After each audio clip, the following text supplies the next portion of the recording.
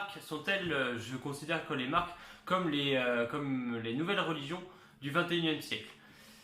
D'abord, pour moi, ce que je considère comme une religion, ça va être tout mouvement ou toute structure qui va être suivi par vraiment des défenseurs, des gens qui vont lutter pour la notion de, enfin, jurer que par ce système-là, et qui va permettre, à à ce mode de pensée de grandir.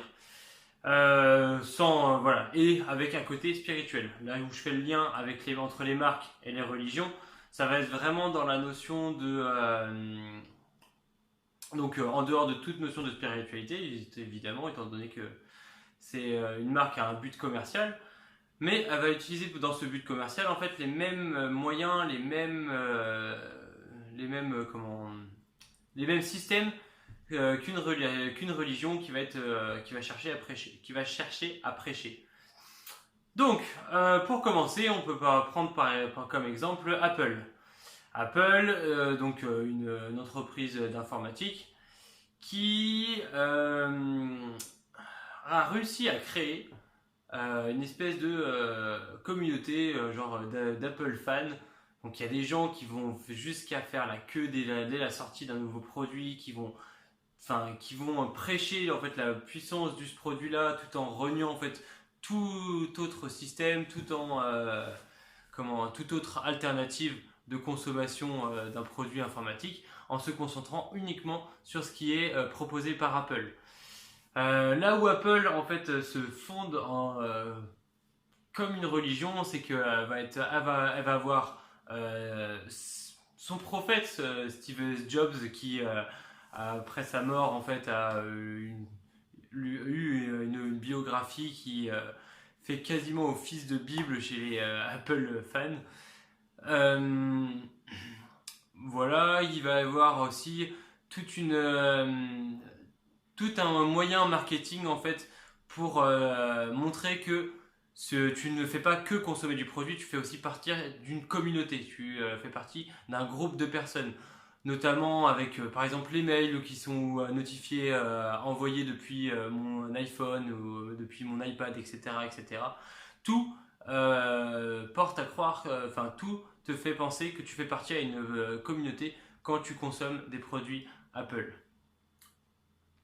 Voilà, je pense qu'il y a énormément, il y a énormément d'exemples, notamment concernant Apple, qui nous permettent de faire le lien entre une marque et un système religieux. Ensuite, pour le côté violent, je vais parler de Sony et de Microsoft avec leur guerre de consoles, par exemple, entre PlayStation et Xbox, où là, clairement, on est quasiment sur de la guerre sainte de la part d'un camp ou d'un autre. D'accord, lequel a raison, ça, on s'en fiche. Mais ça va être vraiment, ça va être les consommateurs en fait qui vont promouvoir tel ou tel produit en fait par leur comment leur action de diviniser en fait tel ou tel produit ou telle entreprise, et ça va être vraiment au même titre que des prêcheurs par exemple. Ça va être donc voilà, vont mener une guerre sainte pour chercher à convertir soit les athées, soit les gens de l'autre religion. Donc sur ce point-là, en fait, je pense que PlayStation et Xbox en fait ont un gros lien avec la religion. Dernière chose, où là je vais prendre comme exemple Nike qui a beaucoup axé en fait sa communication et son marketing sur le fait d'avoir des idoles, des personnes estampillées. Moi je consomme chez Nike par exemple. L'utilisation de ces idoles, de ces personnalités en fait peuvent faire penser en fait au saint. Tiens, il va y avoir Saint Nadal pour le côté du tennis, Saint Tiger Woods pour le golf, etc., etc. Il va y avoir voilà, des personnalités bien identifiées sur un sujet, comme il y avait les différents saints avaient aussi une diverse fonction. Ils étaient le saint d'un certain côté de la vie particulier. Voilà, c'est tout ce que j'avais à dire. N'hésitez pas dans les commentaires à m'apporter, à approfondir ou à me contredire sur ce sujet. Je vous remercie de m'avoir écouté et je vous dis à demain. Salut!